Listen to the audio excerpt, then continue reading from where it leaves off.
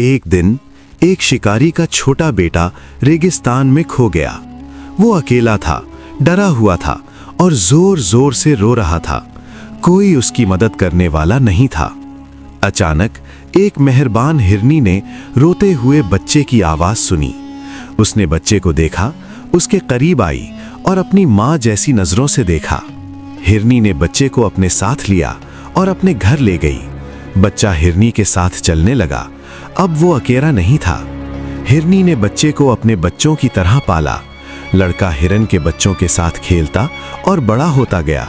हिरनी उससे बहुत प्यार करती थी। साल गुजरते गए, लड़का बड़ा हो गया और जवान हो गया। वो हिरनों के साथ दौड़ता, खेलता और खुश रहता था। हिरनी उसकी माँ थी।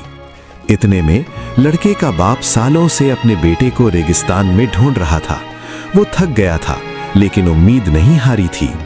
एक दिन शिकारी ने अपने बेटे को हिरनों के साथ देखा। वो हैरान रह गया। उसका बेटा जिंदा था, लेकिन बेटा अपने बाप को पहचान नहीं सका।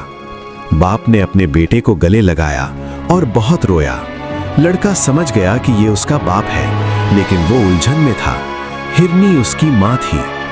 बाप ने कहा, बेटा चलो शिकार करते हैं। उसने लड़के को तीर कमान दी और हिरनों की तरफ इशारा किया। लड़का परेशान हो गया। लड़के ने हिरनी पर निशाना लगाया। उसके हाथ कांप रहे थे, आंसू बह रहे थे।